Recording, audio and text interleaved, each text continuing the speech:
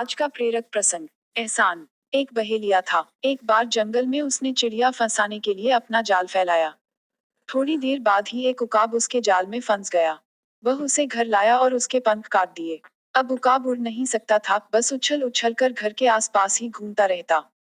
उस बहेलिये के घर के पास ही एक शिकारी रहता था। उकाब की यह हालत देखकर उससे सहन नहीं हुआ। वह बहेलिये के पास गया और कहा, मित्र, जहां तक मुझे मालूम है तुम्हारे पास एक उकाब है जिसके तुमने पंख काट दिए हैं। उकाब तो शिकारी पक्षी है। छोटे छोटे जानवर खाकर अपना भरण पोषण करता है। इसके लिए उसका उड़ना जरूरी है। मगर उसके पंख काटकर तुमने उसे अपंग बना दिया है। फिर भी क्या तुम उसे मुझे बेच दोगे? कोट। बहेलिये के लिए उकाब कोई काम का पक्षी तो था नहीं, अतः उसने उस शिकारी की बात मान ली और कुछ पैसों के बदले उकाब उसे दे दिया। शिकारी उकाब को अपने घर ले आया और उसकी दवा दारू करने लगा। 2 माह में उकाब के नए पंख निकल आए। वे पहले जैसे ही बड़े थे। अब वह उड़ सकता था। जब शिकारी को यह बात समझ में आ गई तो उसने उकाब को खुले आकाश में छोड़ दिया। उकाब ऊंचे आकाश में उड़ गया। शिकारी यह सब देखकर बहुत प्रसन्न हुआ। उकाब भी बहुत प्रसन्न था और शिकारी बहुत कृतज्ञ था। अपनी कृतज्ञता प्रकट करने के लिए उकाब एक खरगोश मारकर शिकारी के पास लाया। एक लोमड़ी, जो यह सब देख रही थी, लोमड़ी उकाब से बोली, मित्र, जो तुम्हें हानि नहीं पहुंचा सकता उसे प्रसन्न करने से क्या लाभ? इसके उत्तर में उकाब ने कहा, व्यक्ति को हर उस व्यक्ति का एहसान मानना चाहिए जिसने उसकी सहायता की हो और ऐसे व्यक्तियों से सावधान रहना चाहिए जो हानि पहुंचा सकते हों। शिक्षा। व्यक्ति को सदा सहायता करने वाले का कृतज्ञ रहना चाहिए। आज का दूसरा प्रेरक प्रसंग। ज्ञानवाणी। यात्रियों से भरी बस चली जा रहा थी जब अचानक मौसम बदला और भारी बारिश चालू हो गई और बिजली भी चारों तरफ चमकने लगी। सभी देख रहे थे कि बिजली कभी भी बस को चपेट में ले सकती है।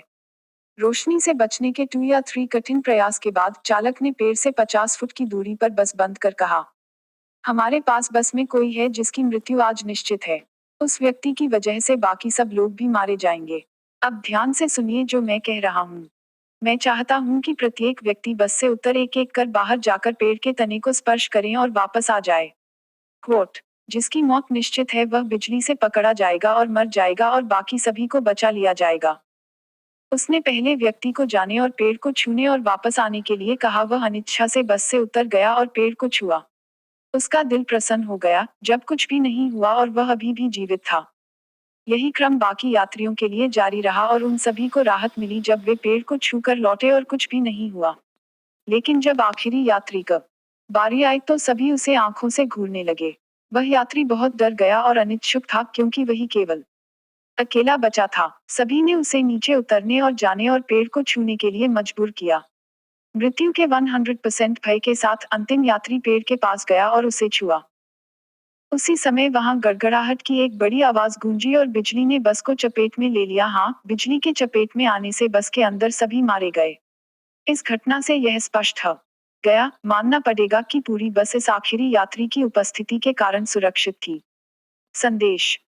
कई बार हम अपनी वर्तमान उपलब्धियों के लिए स्वयं श्रेय लेने की कोशिश करते हैं, लेकिन यह भूल जाते हैं कि यह हमारे साथ जुड़े एक व्यक्ति के कारण है।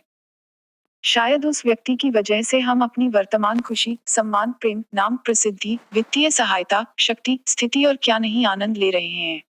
अपने चारों ओर देखिए। शायद आपके माता पिता, आपके पति या पत्नी, आपके बच्चे, आपके भाई बहन, आपके मित्र आदि के रूप में आपके आसपास कोई है जो आपको नुकसान से बचा रहे हैं। उम्मीद करती हूँ कि आपको यह वीडियो अच्छा लगा होगा। प्लीज मेरे चैनल को सब्सक्राइब करें ताकि मैं आपके लिए ऐसे ही शानदार वीडियो और लेकर आऊं। आप मेरे वीडियो को लाइक और शेयर भी कर सकते हैं जिससे मुझे हौसला मिले। धन्यवाद। सदैव प्रसन्न रहिए।